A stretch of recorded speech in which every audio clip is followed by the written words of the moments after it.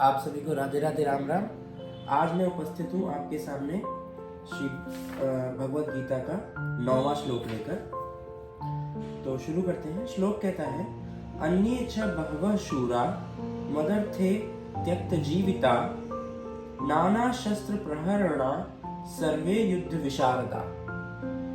दुर्योधन आगे कहता है कि और भी बहुत से शूरवीर अनेक शस्त्रों से युक्त मेरे लिए जीवन की आशा को त्याग कर युद्ध में जुटे हैं। ठीक है। तो दुर्योधन द्रोणाचार्य जी से कह रहा है कि उसको अपनी सेना पे बहुत अभिमान है कि देखो मेरे पास इतने सारे शूरवीर हैं और ये लोग मेरे लिए अपने जीवन की आशा को त्याग दिया है इन्होंने मेरे लिए युद्ध करने के लिए। ठीक।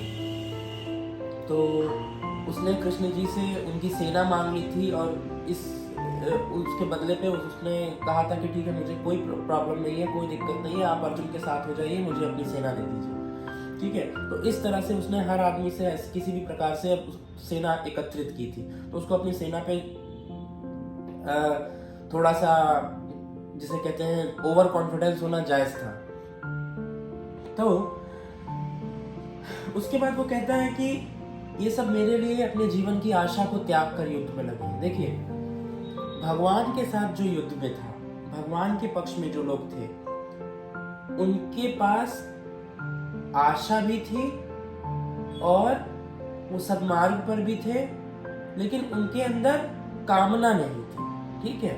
और यहाँ पे इसने पहले ही कह दिया, इसके मन में पहले ही आ रहा है कि वो लोग अपने जीवन की आशा को त्याग चुके हैं। ठीक है।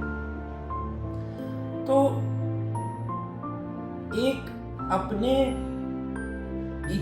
इच्छाओं से और अपनी जो इंद्रियां हैं उनके वेग से इतने पीड़ित थे इनके और इनके साथ देने वाले राजा कि उनके ऊपर उन्होंने अपने जीवन की आशा भी त्याग दी, सब कुछ छोड़ दिया, लेकिन बस उन्हें युद्ध करना था और किसी प्रकार उन्हें बस युद्ध में अपना कौशल दिखाना था। और पांडवों से इतनी ईर्ष्या थी, पांडवों को उनको जलते मरते हुए देखना था, इसीलिए वो इस युद्ध में थे।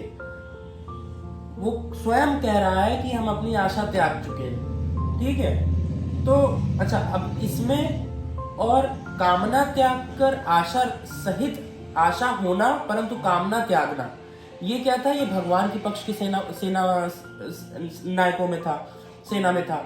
तो इसका क्या अर्थ हुआ कि अंदर से हमने अपना काम क्रोध मद मत्सर त्याग दिया और हमें ये भरोसा है कि हम अपने प्रभु श्री कृष्ण के साथ हैं।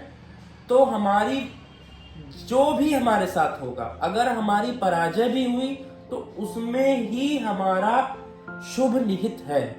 ठीक है। तो ये होता है कि हमने अपनी कामना त्याग दी परंतु आशा हमारे साथ है। ठीक है। हमें आशा क्या है? हमारी आशा है प्रभु श्री कृष्ण। तो उनका ही जब हमने साथ चुन लिया तो हम चाहे हारे चाहे जीते, समाज के सामने चाहे हम हारे चाहे जीते, परंतु हम अंदर से हमेशा विजयी हैं। ठीक है। तो ये फर्क होता है सही का रास्ता चुनने में और गलत की तरफ होने में। ठीक। उसके बाद कहता है, सभी मेरे लिए प्राण त्यागने वाले हैं किंतु उनकी कोई ठोस गणना नहीं है। अब देखिए, उसको अपनी सेनापतियों की और सैन्य बल की और जो उसके लिए प्राण त्यागने को तैयार थे उनकी भी उसको कोई ठोस गणना नहीं थी। और वो मान रहा है कि मैं इतना इंपॉर्टेंट हूं इन लोगों के लिए कि ये लोग मेरे लिए अपना प्राण त्याग देंगे, लेकिन इसके साथ ये भी कह रहा है कि लेकिन मुझे कोई उनकी ठोस गणना नहीं है। ठीक।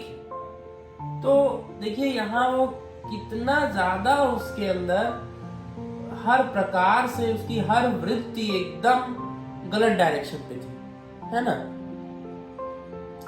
तो एक तरह से ये दिखाता है जैसे किसी छोटे बच्चे के हाथ में बहुत सारी संपत्ति दे दो, बहुत, और उसका माइंड पूरे तरीके से अगर डेवलप्ड नहीं है, और वही संपत्ति अगर तुम किसी जानकार के हाथ में दो तो जो जानकार होगा, जो मैच्योर होगा, वो उसी संपत्ति को अच्छे से हैंडल करेगा और उसको अपनी धरोहर मान के आगे बढ़ाएगा, उससे सोचेगा कि कुछ 50-100 लोगों का या जितने भी लोगों का कुछ कल्याण हो सके, कुछ उस धरोहर को हम बढ़ा भी सके और उससे हम कुछ घरों का जीवन यापन करा सकते हैं।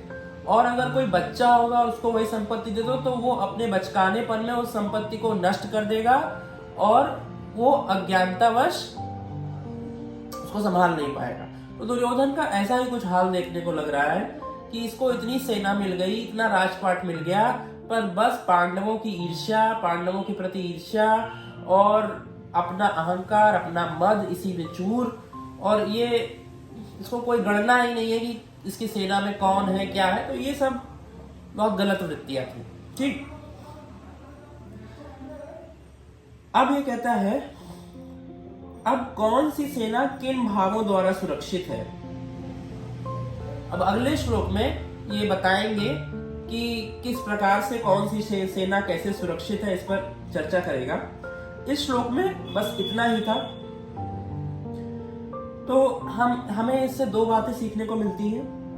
पहला ये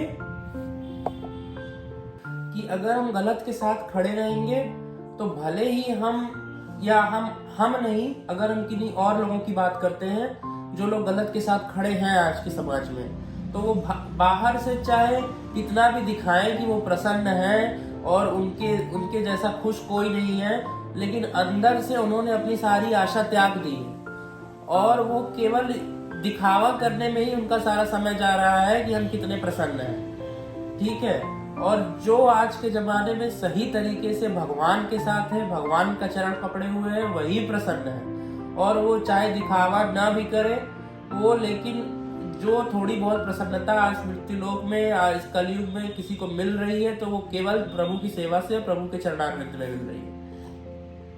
ठीक, तो एक बात तो ये हो गई।